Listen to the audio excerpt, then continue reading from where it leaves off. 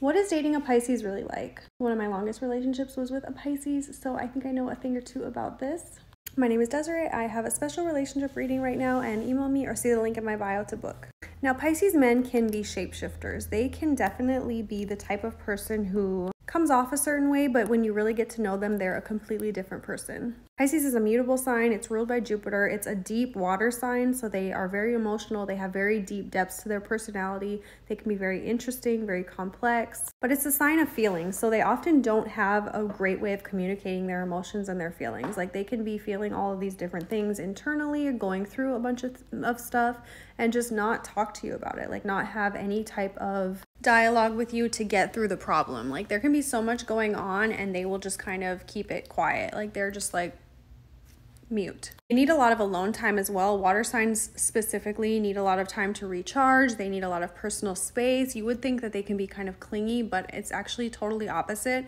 They need a lot of space and separation because they have to process their own feelings, their own emotions, and they want to do that by themselves a lot of the time. Pisces is known to have possible problems with drugs, alcohol, even depression, or just mental problems. It brings in a lot of confusion to the person, so there's a lack of like direct energy. This person will have a lot of like visions and creativity and ideas, but not really know how to execute all the time and kind of get stuck spinning their wheels, and it can lead to, you know, depression, or it can lead to going to these substances to try to help them just escape. They are known as escapists. They want to leave their problems. They want to just disappear. If they're feeling like they are overwhelmed or frustrated or whatever it might be, they'll just quit, leave, start their life over, basically. Like, they will want to really just like get out of town and just start fresh. They can be very selfless. They will literally give you the shirt off their back to help you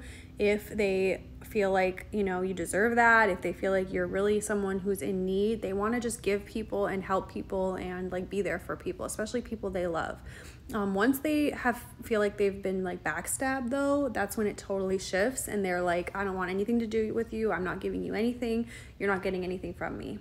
Because as fast as they can disappear from their problems and from, you know, they can escape from that, they will disappear from your life. They will literally ghost you. They have no problem doing that. They have no problem just like leaving you behind and being done forever once they get to that point. But until then, they are very giving and selfless people. They're also very calculated. They can be manipulative. They can be naturally like people that lie and really don't find any problem with that. It just depends on how like they were raised. Most Pisces have no problem telling white lies to get what they want or to make people do things.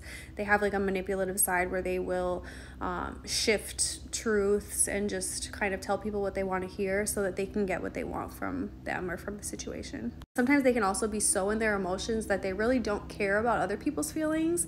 A lot of people say Pisces are very sensitive, very emotional, very caring people, but it's kind of not that way. It's more that they are sensitive within their self and they're worried about themselves. They are not always focused on other people and other people's emotions or feelings. Like, the empathy for other people is limited. They turn that around and they're like, let me think about how I'm feeling. Let me think about how this is affecting me and how this is benefiting me, you know? So they will like come up with plans to escape situations or to, you know, leave certain things behind so that they can do what they actually really want. They're very prone to fantasy as well, so they love to have like a very big imagination, especially with their partners. You know, they want to have like this fantasy world of romance going on, and they want to have like this magical relationship. Like, nothing is really ever good enough for a Pisces. They are always going to be seeking that fantasy and seeking that like vision that they have for their life or for their partner. And until they get there, they're just always going to be kind of in a slum of like, woe is me, you know, this isn't good enough. It's just always kind of back into that because they have such high of imagination.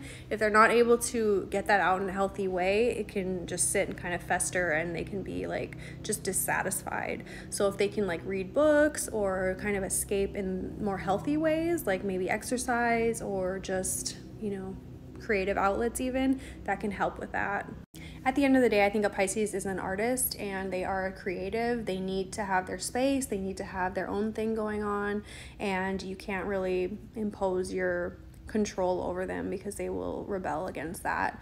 Pisces are misunderstood because if you have a planet in Pisces, your other planets in your chart are usually going to heavily impact that, and you're going to have to look to Jupiter, you're going to have to look to maybe the moon sign, the Venus sign, the rising sign for a better picture. Pisces is a small piece of you, and yeah, you just have to look to all the other planets for a better picture. So book a reading with me if you would like to see more about your personal chart.